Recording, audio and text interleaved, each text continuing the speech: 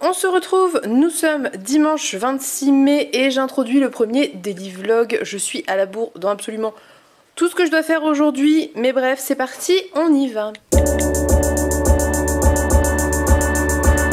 Donc, je dois absolument aujourd'hui m'occuper de faire les templates pour le 7 jours 7 livres, 1 jour par livre, semaine à 1000, enfin bref, je dois faire différents templates. Il faut que je mette sur Instagram et sur le Discord, voilà, donc il faut que je m'occupe de ça juste après, mais je voulais d'abord terminer une lecture pour vous en parler et introduire le vlog, ordre de priorité, bon voilà, j'ai fait comme ça.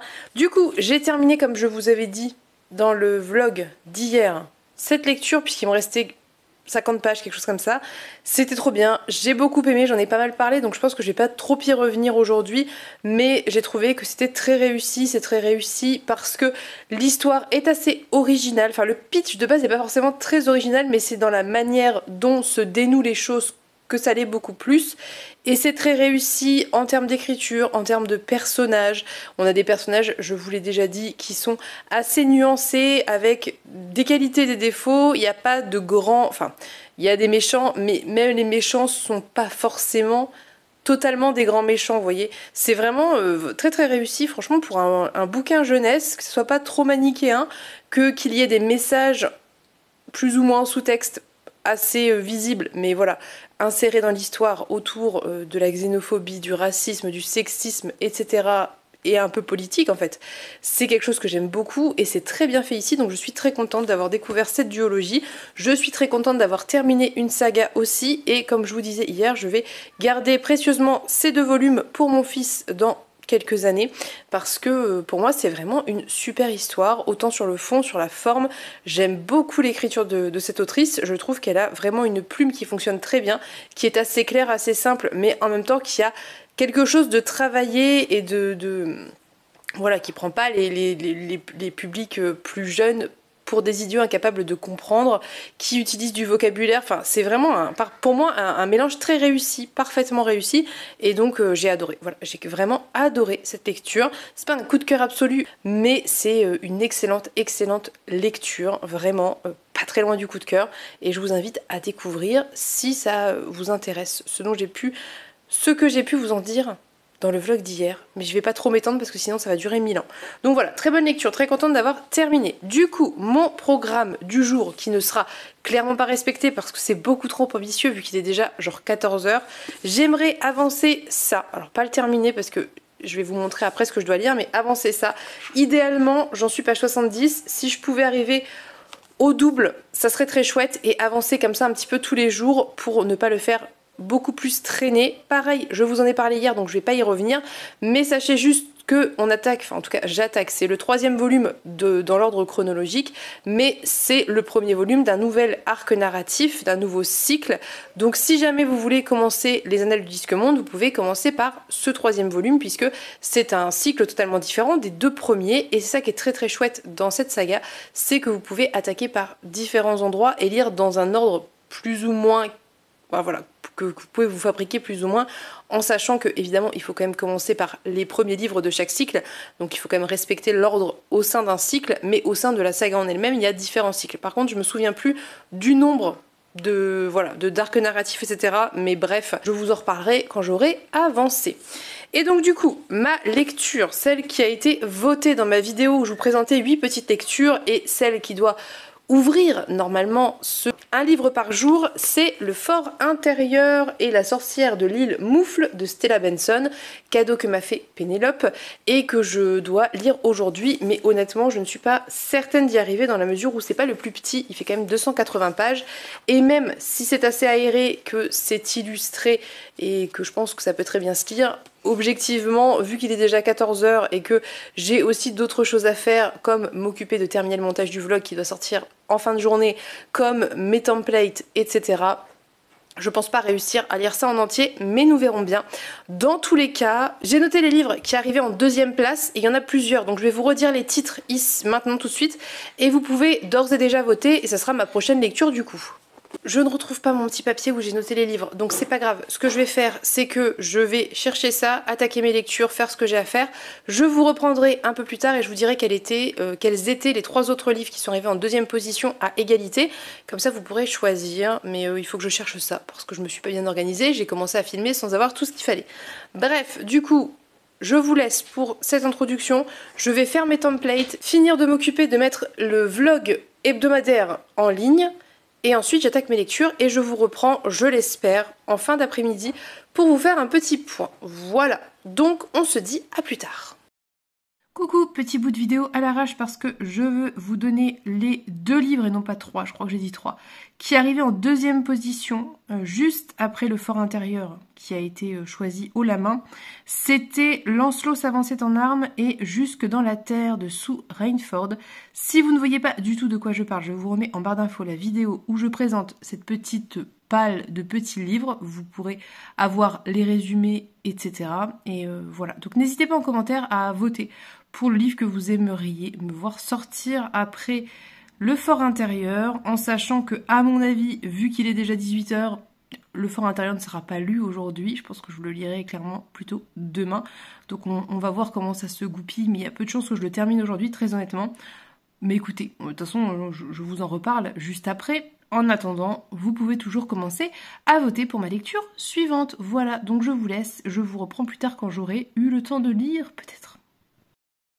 On se retrouve le lendemain parce qu'hier soir j'ai lu et du coup j'ai pas eu le courage de filmer. Donc je vous fais un point lecture. Je n'ai évidemment pas terminé le livre comme prévu. Donc le fort intérieur, puisque j'ai lu hier, donc j'ai un peu avancé aujourd'hui, mais hier j'en étais arrivée page 126. Oui c'est ça, j'avais lu donc 5 chapitres, j'ai lu ça hier, là, et là j'ai lu ça aujourd'hui.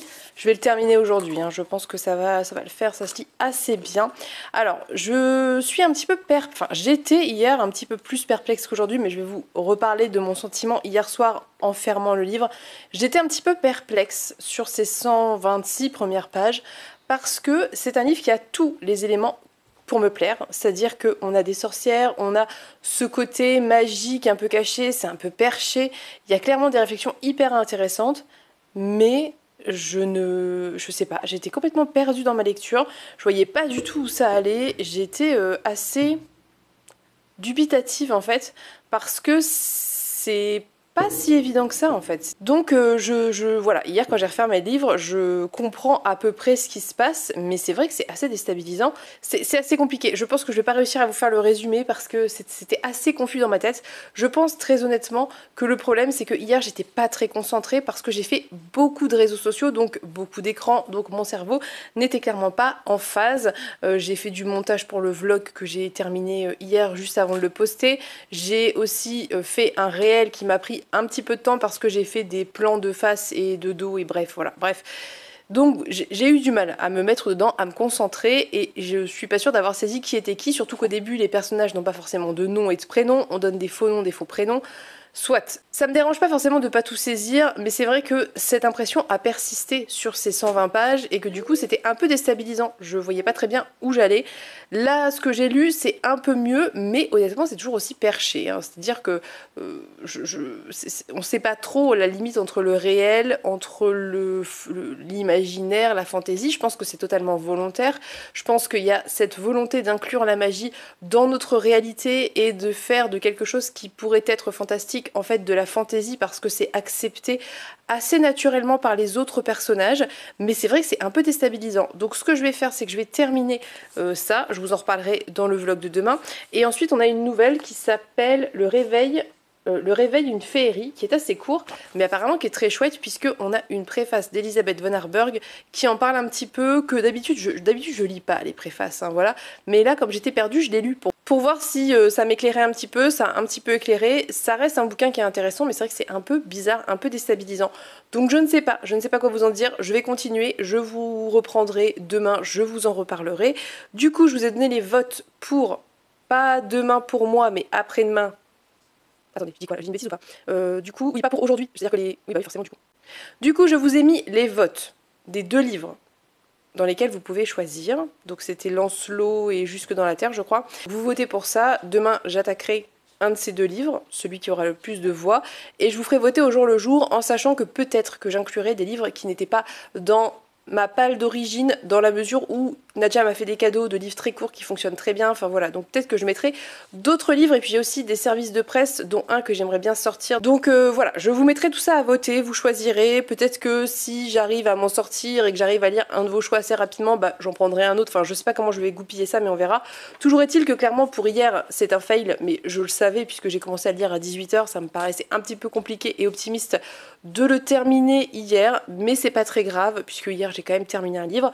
Donc là mon objectif, ça va être de terminer ça là, en sachant qu'il est genre 14 h, quelque chose comme ça, et si j'arrive à le terminer dans les temps, et si je m'en sors, et si j'arrive à faire le montage, etc., etc., après j'avancerai du coup la 8e fille de Terry Pratchett qui est toujours en cours, parce que j'aimerais bien aussi le terminer sur cette semaine concrètement, hein, ça fait quand même déjà une semaine qu'il est en cours et j'ai trop peu avancé, et j'ai toujours aussi la promesse du dragon, avec Pénélope qui est en cours, qu'on va sûrement avancer. Voilà, je sais pas très bien quand et comment, mais on va sûrement faire ça. Et j'ai aussi Mexican Gothic, l'Explora livre de ce mois-ci. D'ailleurs, si vous voulez nous rejoindre, la lecture commune a commencé vendredi, moi je suis déjà à la bourre, donc vous pouvez totalement nous rejoindre sans souci.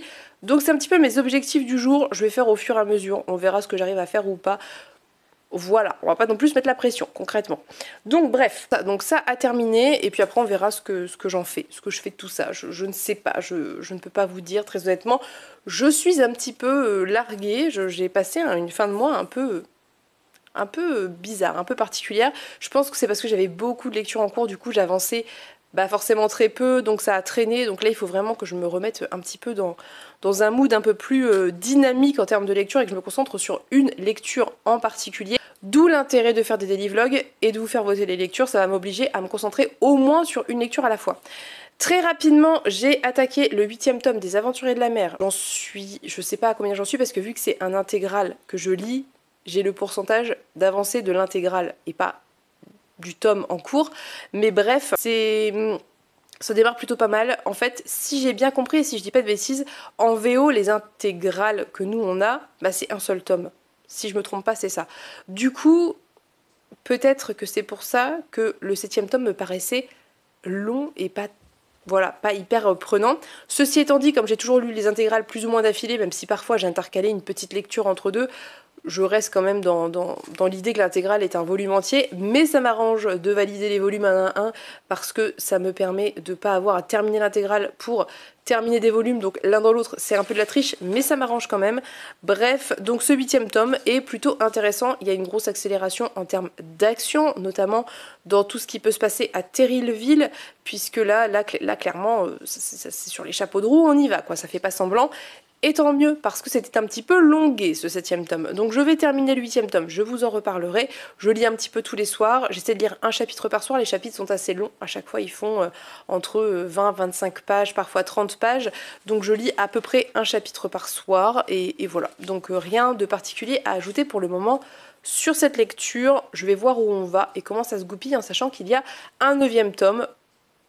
Donc je reste un petit peu méfiante, je sens bien qu'à un moment ou à un autre, ça va partir en cacahuète. Bref, je vous laisse pour ce premier daily vlog. J'espère que c'est pas trop brouillon, pas trop éparpillé, j'espère que vous ne m'en voudrez pas. Je rame un petit peu, mais écoutez, on s'en sort l'un dans l'autre. Là, vraiment, mon objectif, ça va être d'essayer de me concentrer sur une lecture à la fois pour avancer le plus possible. Voilà. Sur ce, je vous souhaite une très belle journée, soirée. Je vous fais de très très gros bisous. N'hésitez pas, comme toujours, à liker la vidéo parce que ça fait plaisir. Donc n'hésitez pas à mettre un petit j'aime et un petit commentaire si vous avez quelque chose à me dire. Je répondrai avec plaisir. Normalement, je suis à jour de mes commentaires, j'ai réussi à rattraper ça. Bref, je vous laisse. On se dit à demain pour une prochaine vidéo. Bye bye!